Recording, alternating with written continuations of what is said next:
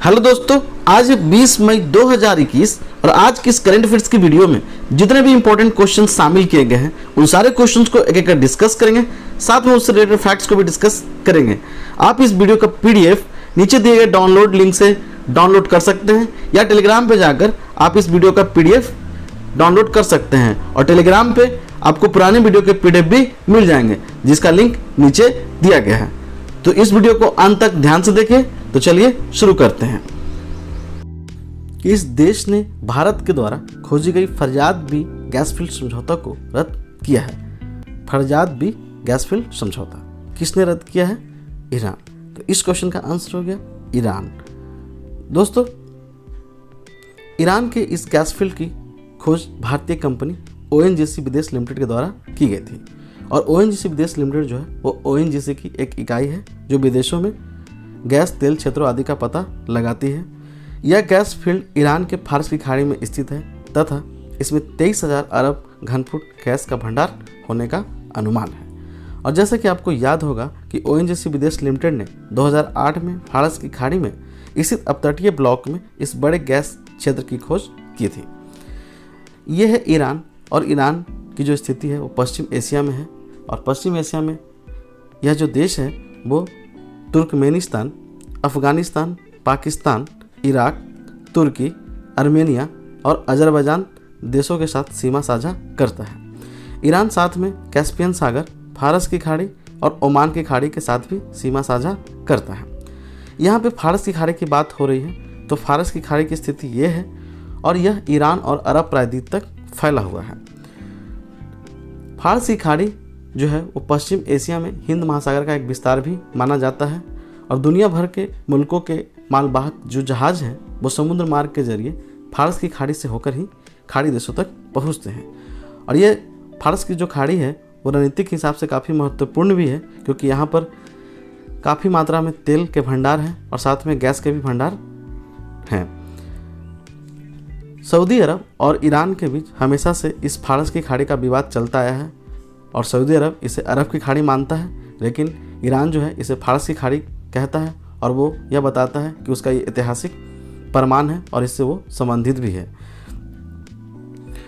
जैसा कि आपको याद भी होगा कि डोनाल्ड ट्रंप जो अमेरिका के पूर्व राष्ट्रपति थे उन्होंने ईरान पर कड़े प्रतिबंध लगाए थे। और ऐसा क्यों हुआ था? क्योंकि ईरान जो है वो यूरेनियम का काफ़ी संवर्धन कर रहा था और अपने यूरेनियम से संबंधित शस्त्रों का जखीरा बढ़ा रहा था, जिसके चलते डोनाल्ड ट्रंप ने कड़े प्रतिबंध लगाए थे।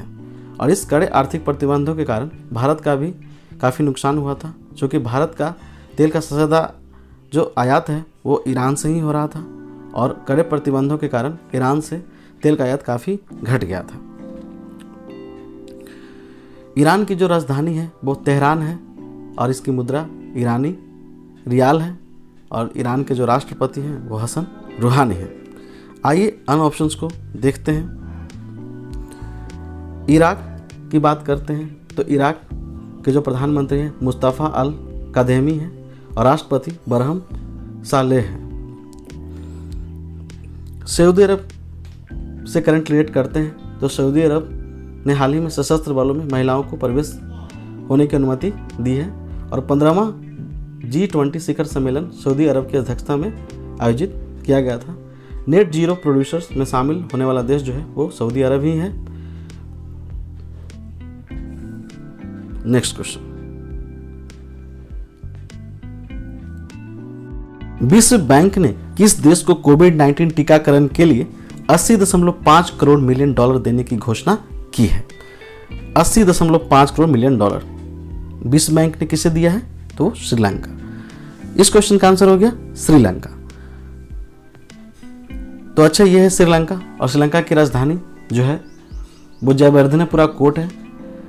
श्रीलंका के राष्ट्रपति गोटाबाया राजपक्षे तथा प्रधानमंत्री महिंदा राजपक्षे हैं और हाल ही में श्रीलंका सरकार ने देश में चरमपंथियों गतिविधियों से जुड़े होने के कारण इस्लामिक स्टेट और अलकायदा समेत 11 कट्टर इस्लामी संगठनों पर प्रतिबंध लगा दिया है।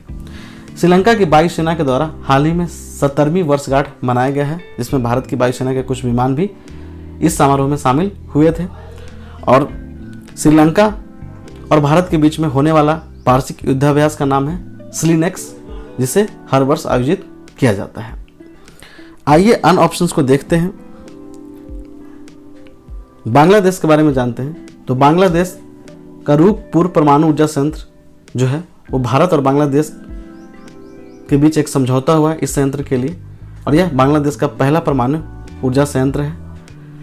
विश्व बैंक ने बांग्लादेश को भी $200 मिलियन की सहायता दी है कोविड-19 से लड़ने के लिए, और बांग्लादेश ने हाल ही में कीटोप्रोफेन दर्द निवारक दवा को पूरी तरह से प्रतिबंध कर दिया है और वह ऐसा करने वाला पहला देश बन गया है। और हाल ही में बांग्लादेश ने अपने मुक्ति संग्राम दिवस को मनाया था, और जैसा कि आपको याद होगा कि बांग्लादेश 1971 में आज़ाद हुआ था, और इस मुक्ति संग्राम के स्वर्णिम विजय वर्ष को बांग्लादेश के ऐतिहासिक मोगला बंदरगाह पर आयोजित किया गया था। म्यांमार के बारे में बात करते हैं। तो हाल ही में आए तूफान तौकते का नाम जो है वो म्यांमार ने ही दिया था। पाकिस्तान की बात करते हैं। तो पाकिस्तान के हाल ही में राष्ट्रीय सलाहकार जो बने हैं वो हैं मोईद यूसुफ हैं, और पाकिस्तान के प्रधानमंत्री ने हाल ही में सऊदी अरब की यात्रा की थी। नेक्स्ट क्वेश्चन, ऑनलाइन फरेबी का पता लगाने के लिए फेक बस्टर नामक डिटेक्टर का विकास किसके द्वारा किया गया है? फेक बस्टर नामक डिटेक्टर किस चीज का पता ये लगाता है? तो ऑनलाइन फरेबी का। तो किसके द्वारा किया गया है? IIT रोपड़। तो इस क्वेश्चन का आंसर हो गया IIT रोपड़। भारतीय प्रौद्योगिकी संस्थान रोपड़ पंजाब और मनास यूनिवर्सिटी ऑस्ट्रेलिया के अनुसंधानकर्ताओं ने फेक बस्टर नामक एक डिटेक्टर विकसित किया है। यह डिटेक्शन टूल ऑफलाइन और ऑनलाइन दोनों तरीकों से काम करता है तथा इसे डेस्कटॉप या लैपटॉप में भी इस्तेमाल किया जा सकता है। Fake buster software deep fake detection प्रौद्योगिकी का इस्तेमाल करके लाइव वीडियो कॉन्फ्रेंसिंग के दौरान फरेबियों को पकड़ता है। साथ ही साथ यह टूल सोशल मीडिया पर भी फरेबियों को पकड़ने में सक्षम है, और इसका फ़ोन वर्जन जल्द ही लॉन्च किया जाएगा और इसे बाजार में उतारने की भी योजना है। आइए अन्य ऑप्शंस को देखते हैं। IIT दिल्ली की बात करते हैं। तो हाल ही में IIT दिल्ली ने अपने कार्बन फुटप्रिंट में 50% से अधिक कमी करके पहला वित्त पोषित तकनीकी संस्थान बन गया है, और कोविड-19 जांच पद्धति विकसित करने वाला पहला शैक्षणिक संस्थान जो IIT दिल्ली ही है। और हाल ही में IIT दिल्ली ने 20 पैसे प्रति किलोमीटर एवरेज की दर से ई-स्कूटर को लॉन्च किया है। और IIT रोपड़ की बात फिर से करते हैं। तो हाल ही में IIT रोपड़ ने सप्ताह के लिए क्रिमिनेशन सिस्टम लॉन्च किया है जो धुआं रहित सप्ताह संयंत्र है। नेक्स्ट क्वेश्चन, भारत का पहला कृषि निर्यात सुविधा केंद्र कहां स्थापित किया गया है? पहला कृषि निर्यात सुविधा केंद्र कहां स्थापित किया गया है? पुणे। इस क्वेश्चन का आंसर हो गया ऑप्शन बी, पुणे। जैसा कि आपको याद होगा कि 2018 में केंद्र सरकार ने नई कृषि निर्यात नीति को लागू किया था। इसके तहत 2022 तक कृषि निर्यात को दोगुना करते हुए $60 बिलियन तक पहुंचाना है, और यह केंद्र इन प्रयासों में सहायता करेगा। और महाराष्ट्र के पुणे में इस केंद्र को स्थापित किया गया है। साथ ही महाराष्ट्र कृषि के मामलों में अग्रणी राज्य है। आखिर यह महाराष्ट्र में ही क्यों खोला गया है? तो महाराष्ट्र कृषि के क्षेत्र में अग्रणी राज्यों में से एक है। यह प्याज के सबसे बड़े उत्पादकों में से एक है। बागवानी राज्य के रूप में इसने काफ़ी वृद्धि की है, और राज्य में मिट्टी और कृषि जलवायु की स्थिति विविध है, और यह राज्य को चावल, गेहूं, अरहर, चना, बाजरा, ज्वार और केला, आम, अंगूर, संतरा, काजू जैसे फल व विभिन्न प्रकार की फसलों का उत्पादन करने के लिए अनुकूल बनाता है। और दोस्तों,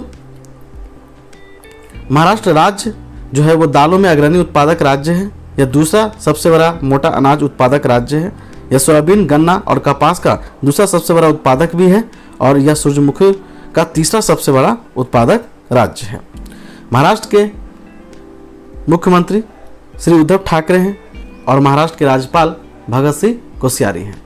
और 1 करोड़ वैक्सीनेशन करने वाला महाराष्ट्र जो है वो पहला राज्य भी बन गया है, जबकि दूसरे नंबर पे उत्तर प्रदेश है। नेक्स्ट क्वेश्चन, किस राज्य ने आभासी स्कूल स्थापित करने की घोषणा की है? आभासी स्कूल यानी कि वर्चुअल स्कूल? छत्तीसगढ़। इस क्वेश्चन का आंसर हो गया ऑप्शन बी, छत्तीसगढ़।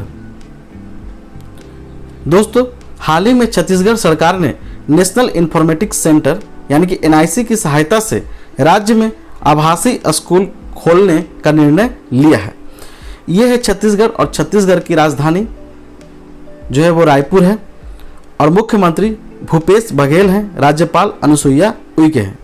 आइए छत्तीसगढ़ के बारे में अन्य फैक्ट्स को जानते हैं। तो गोधन न्याय योजना, पढ़ाई तुहार पढ़ाई योजना को छत्तीसगढ़ में ही शुरू किया गया है, और हाल ही में छत्तीसगढ़ सरकार ने सार्वजनिक यात्री वाहनों में GPS पैनिक बटन को अनिवार्य कर दिया है। देखते हैं अन्य ऑप्शंस को। तो आंध्र प्रदेश में विद्या दिवेन योजना को शुरू किया गया है, और हाल ही में आंध्र प्रदेश की सरकार ने कोविड-19 से अनाथ बच्चों के लिए 10 लाख का FD कराने का निर्णय लिया है, और केरल में एक स्कूल एक IAS कार्यक्रम की शुरुआत की गई है। नेक्स्ट क्वेश्चन, किस कंपनी ने निःशुल्क वीडियो स्ट्रीमिंग मिनी टीवी सेवा लॉन्च की है? निःशुल्क वीडियो स्ट्रीमिंग मिनी टीवी सेवा किसने लॉन्च की है? अमेजन। तो इस क्वेश्चन का आंसर हो गया ऑप्शन है अमेजन। दोस्तों, ई-कॉमर्स कंपनी अमेजन ने भारत में यूजर्स के लिए एक free video streaming service mini TV launch किया है। अमेजन मिनी टीवी एक ad supported free video streaming service है, जिसके लिए दूसरे स्ट्रीमिंग एप्स के विपरीत किसी भी सब्सक्रिप्शन की जरूरत नहीं होगी। देश की पहली एथेनॉल पावर्ड मोटरसाइकिल किस कंपनी के द्वारा बनाया गया है? पहली एथेनॉल पावर्ड मोटरसाइकिल किस कंपनी के द्वारा बनाया गया है? TVS motor. तो इस क्वेश्चन का आंसर हो गया option C, TVS motor. Next question, हाल ही में किस राज्य ने HIT कोविड ऐप लॉन्च किया है? HIT कोविड ऐप किसने लॉन्च किया है? बिहार। तो इस क्वेश्चन का आंसर हो गया ऑप्शन बी, बिहार। दोस्तों, बिहार सरकार ने राज्य भर में घर पर आइसोलेशन में रह रहे कोविड-19 रोगियों को नियमित निगरानी और ट्रैकिंग सुनिश्चित करने के लिए इस कोविड ऐप को लॉन्च किया है, और HIT का फुल फॉर्म है होम आइसोलेशन ट्रैकिंग, और इस ऐप पर जिला स्तर पर निगरानी की जाएगी। और यह है बिहार का मैप, और बिहार की राजधानी पता ही होगा आपको, पटना है, और राज्यपाल फागू चौहान है, और मुख्यमंत्री श्री नीतीश कुमार है। और बिहार में ही पूर्णिया में पहला एथेनॉल संयंत्र स्थापित किया जा रहा है। बिहार के बिहार शरीफ में पहला बौद्ध मठ हाल ही में मिला है, और बिहार के नालंदा जिले में नालंदा इंस्टीट्यूट ऑफ दलाई लामा की स्थापना की जा रही है। और हाल ही में पूर्वोत्तर भारत का पहला ग्लास ब्रिज जो है वो राजगीर में बनाया गया है। नेक्स्ट क्वेश्चन, किस राज्य सरकार के द्वारा गरुड़ सेवा शुरू की गई है? गरुड़ सेवा किस राज्य सरकार के द्वारा शुरू की गई है? उत्तराखंड। इस क्वेश्चन का आंसर हो गया ऑप्शन सी, उत्तराखंड। उत्तराखंड के पर्वतीय क्षेत्रों के दूर दराज गांवों के लिए टेलीमेडिसिन सेवा गरुड़ शुरू की गई है। इस टेलीमेडिसिन सेवा में देश भर के 898 प्रशिक्षित मेडिकल और पैरामेडिकल छात्रों द्वारा मेडिकल संबंधित जानकारी और परामर्श दिया जाएगा। और यह है उत्तराखंड का मैप, और उत्तराखंड के मुख्यमंत्री तीरथ सिंह रावत हैं, और राज्यपाल बेबी रानी मौर्य हैं। उत्तराखंड की ग्रीष्मकालीन राजधानी जो है वो गैरसेन है, और उत्तराखंड में सौभाग्यवती योजना, गौरा देवी कन्यादान योजना को शुरू किया गया है। और उत्तराखंड जो है वो महिलाओं को पैतृक संपत्ति को अधिकार देने वाला पहला राज्य भी बन गया है। जिम कॉर्बेट राष्ट्रीय उद्यान जो कि एशिया का प्रथम राष्ट्रीय उद्यान है, उत्तराखंड में ही स्थित है। नैना देवी राष्ट्रीय उद्यान, फूलों की घाटी राष्ट्रीय उद्यान जो है वो उत्तराखंड में ही स्थित है। और राजा जी नेशनल पार्क जो है यानी कि राष्ट्रीय उद्यान, वो भी उत्तराखंड में ही स्थित है। देहरादून जिला जो है वो 100% साक्षरता वाला जिला बन गया है, और देश का पहला पॉलिनेटर पार्क जो है उत्तराखंड के चमोली में शुरू किया गया है। तो इतना जानिए उत्तराखंड से। तो ये था आज का वीडियो। अगर आपको ये वीडियो थोड़ा सा भी हेल्पफुल लगता है तो इसे लाइक, चैनल को सब्सक्राइब और दोस्तों के साथ शेयर करना बिल्कुल ना भूलें। धन्यवाद।